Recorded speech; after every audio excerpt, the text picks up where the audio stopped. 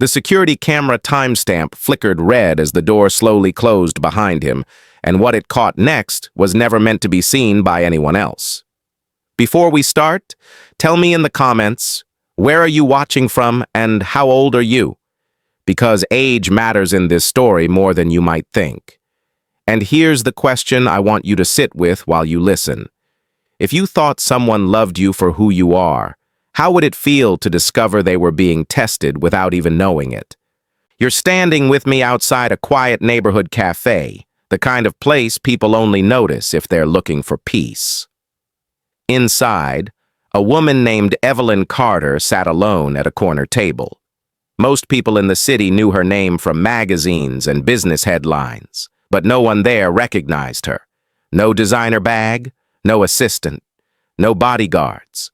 Just a woman in her late 40s, wearing a simple coat, watching the door with tired eyes that had seen too many deals and too few honest conversations. Evelyn wasn't there for coffee. She was there because she'd made a decision that scared her more than any risky investment ever had. After 2 failed marriages and more attention on her money than her heart, she decided she was done guessing. She wanted proof, not resumes, not flattery, proof of character. And that's where the cameras came in, quietly watching places where people thought no one was paying attention. When Harold Bennett walked in, you might not have noticed him either. Late 60s, slight limp, gray hair that hadn't tried to pretend it was younger. He wore a clean jacket that had clearly been repaired more than replaced, the kind of man people glance past. He ordered tea, not coffee, and when the barista overcharged him by mistake, he noticed but said nothing. That moment mattered more than you realize. Evelyn watched him from her table, pretending to read. You know that feeling when your chest tightens and you don't know why yet? That was her. Something about the way Harold moved through the room felt grounded, unrushed, like he didn't need to impress the world anymore.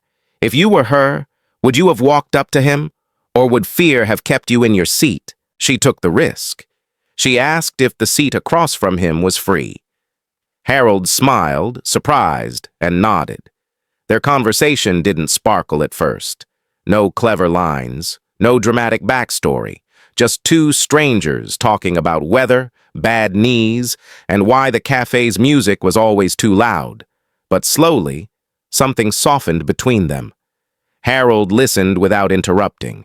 When Evelyn spoke, he didn't look at her face to judge. He looked at her eyes to understand.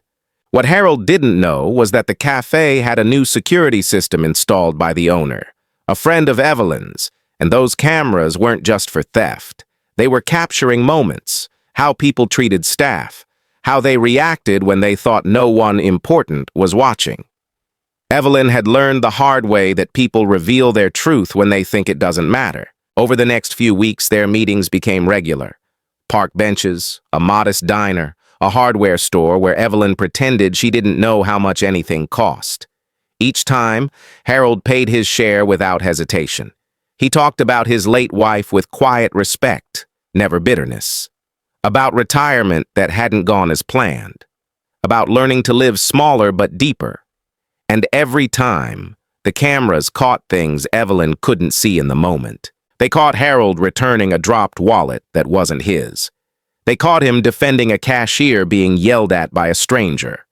They caught him sitting alone, staring at his phone, then putting it away as if reminding himself not to expect calls that wouldn't come. Those clips hit Evelyn harder than any romantic gesture ever could, because this was who he was when there was nothing to gain. But here's where it twists. One evening, Evelyn decided to raise the stakes. She told Harold she was struggling financially, that her business had failed, that she might lose her apartment. It was a lie, and it tasted bitter in her mouth as she said it. If you were testing someone's heart, would you go that far? The room went quiet after her words. Harold didn't rush to reassure her. He didn't promise miracles. He just sat there thinking, and that pause scared Evelyn more than rejection ever could. Then he said something that made her throat tighten. He said he didn't have much, but he had time, and if she needed help packing boxes or figuring out next steps, he was there. No loans, no conditions, just presence. That night, Evelyn went home and watched the footage alone. She cried, not because she was relieved, but because she realized how long it had been since someone offered her something that couldn't be bought. She decided she would tell him the truth the next day. Everything. Who she was, why she tested him, why the cameras existed at all. But the next morning, before she could call Harold, one final security alert popped up on her phone. A clip she hadn't expected, a place she hadn't planned to watch. And what she saw on that screen made her hands start to shake, because it raised a question she wasn't sure she was ready to answer. The clip opened with a grainy view of a pawn shop Evelyn had passed 100 times without noticing. The camera angle was high and distant, the kind that catches truth without emotion. Harold stood at the counter, his shoulders tense, holding a small wooden box. Inside was a watch. Old, worn. The kind of thing you keep not for value but for memory. Evelyn's breath caught because she recognized it. He had shown it to her once, said it belonged to his father, the only thing he kept from a complicated childhood. The timestamp showed it was early morning, right after she told him she was struggling. For a moment, Evelyn assumed the worst, that he was selling it to impress her, or worse, to play a role. You know how fast your mind can turn when fear is driving. But then the audio came through. Faint, but clear enough. Harold telling the clerk he didn't want full value, just enough for groceries and a little extra, in case a friend needs help. He hesitated before letting go of the watch, his fingers lingering, then nodded as if making peace with something painful. Evelyn sat on the edge of her bed, phone shaking in her hand. This wasn't part of the plan. This wasn't a charming test result neatly confirming her theory. This was sacrifice, quiet and unseen. And suddenly the cameras felt invasive, almost cruel. If you were her, would you still confess everything? Or would shame keep you silent? She met Harold that afternoon at the park where they first talked about nothing and everything. He looked tired, more than usual, but still smiled when he saw her. She didn't sit right away.